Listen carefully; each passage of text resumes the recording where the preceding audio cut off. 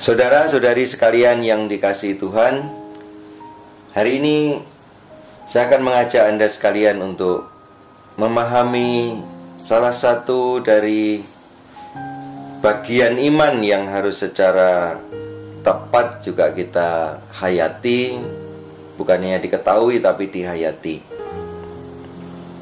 Kalau kita bertanya, apakah sebetulnya yang sungguh-sungguh penting atau yang paling penting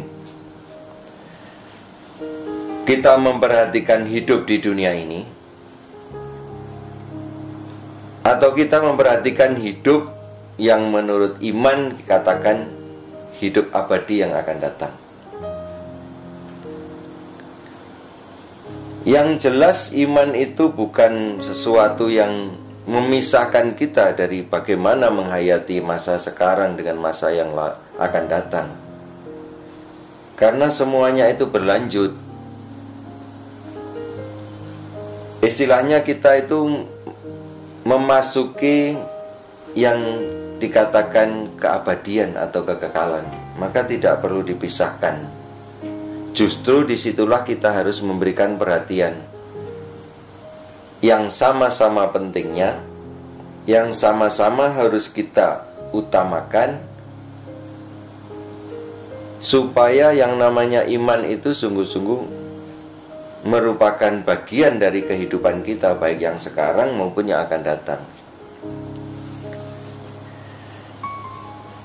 Terkadang memang iman itu memberikan kepada kita suatu konsekuensi yang tidak gampang, tidak mudah.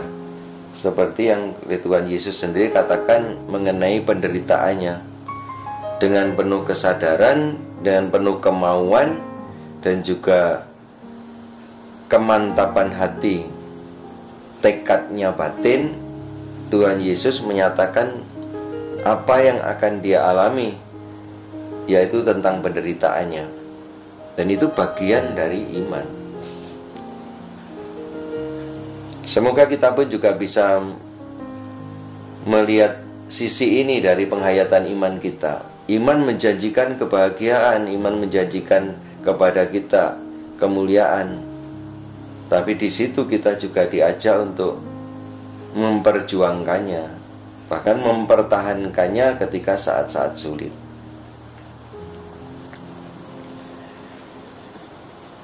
Mengenai hidup kita di dunia, sejauh mana kita harus memperhatikan? Apakah itu kita perhatikan sekedarnya atau sungguh-sungguh serius? Kalau iman kita, iman Kristiani memang mengajarkan harus serius. Bahkan menghadirkan kerajaan Allah di surga itu supaya terjadi di bumi, dan itu serius. Maka kewajiban-kewajiban atau tanggung jawab iman selama kita di dunia sungguh-sungguh merupakan bagian tanggung jawab iman juga untuk yang akan datang.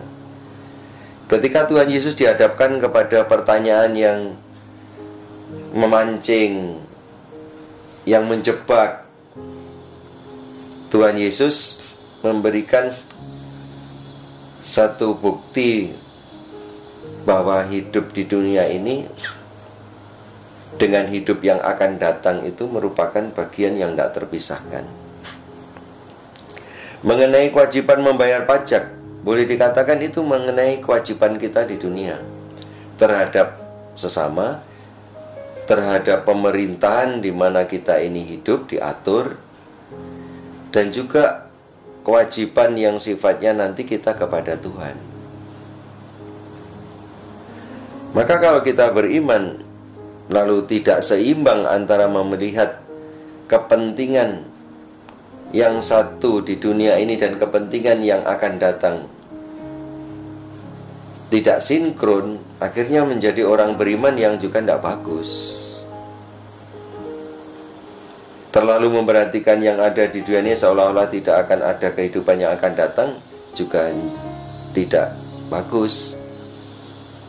Tetapi juga sebaliknya, orang yang memandang kehidupan yang akan datang melulu ke sana dan lalu tidak peduli dengan apa yang terjadi di dunia, merupakan suatu sikap yang juga tidak seiring sejalan dengan iman. Karena manusia itu diberi anugerah oleh Tuhan, iman itu justru supaya bisa menghayati hidup di dunia ini seperti yang Tuhan kehendaki. Maka tidak boleh dipisahkan. Kekristenan kita mengajarkan sesuatu yang sangat bagus. Pertama-tama, Tuhan itu menjelma menjadi manusia itu sesuatu yang sungguh luar biasa. Bahwa kehidupan di dunia ini dimasuki oleh yang ilahi. Dan Tuhan memperjuangkan keselamatan manusia di atas bumi, dengan segala konsekuensinya sampai dengan penderitaan dan kematiannya. Itu memperjuangkan hidup yang sungguh-sungguh bermanfaat, berharga, bernilai. Maka kalau Tuhan saja memperjuangkan hidup manusia di dunia ini seperti itu, berarti Tuhan memang menghendaki supaya kita di dunia ini benar-benar menghargai, benar-benar menghormati kehidupan yang ada di dunia ini. Dan Tuhan memang menganugerahkan itu sesuai dengan kehendak dan rencananya. Menyinggung soal kewajiban pajak yang oleh Tuhan Yesus dijawab dengan tindakan-tindakan yang memenuhi kewajiban itu, dan ada mujizat di sana melibatkan Simon, lalu ada diskusi di sana siapa yang wajib, siapa yang tidak. Ini sekedar ilustrasi, memberikan gambaran kepada kita bagaimanapun ya kita harus memenuhi kewajiban kita di dunia. Nah, Bapak Ibu Saudara sekalian yang dikasihi Tuhan, itulah cara kita beriman yang sungguh-sungguh benar, sungguh-sungguh tepat, sungguh-sungguh efektif dan bermanfaat. Karena sekali lagi iman itu tidak pernah dikaruniakan untuk keperluan egois, tidak pernah. Termasuk memikirkan keselamatan hanya untuk dirinya sendiri, itu namanya iman egois. Dan saya kira terlalu jelek kalau kita memperlakukan yang namanya iman hanya untuk itu, hanya untuk mengurusi keselamatannya sendiri, kebahagiaannya sendiri, apalagi kebahagiaan yang akan datang. Lalu di dunia tidak peduli dengan apa yang harus dilakukan, harus peduli dengan kepentingan yang ada di dunia, kebahagiaan sama, kepentingan sesama, termasuk juga kepentingan yang lebih besar yang diatur sedemikian rupa oleh pemerintah kita. Kita harus menghormati itu. Dan iman harus memberikan support, bukan malah mengganggu, bukan iman malah mengacaukan apa yang ada di dunia. Kalau iman sudah mengacaukan kehidupan bersama,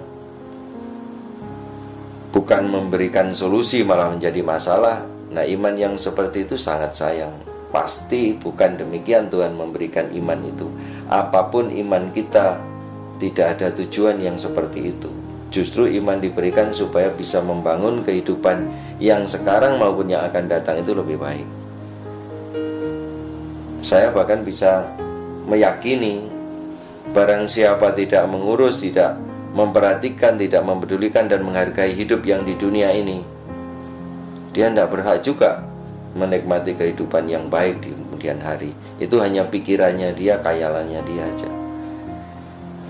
Semoga kita menghayati iman yang tepat, yang benar, yang bermanfaat, bermartabat dan juga mulia. Mulia di dunia dan juga mulia di kehidupan yang akan datang di surga. Amin.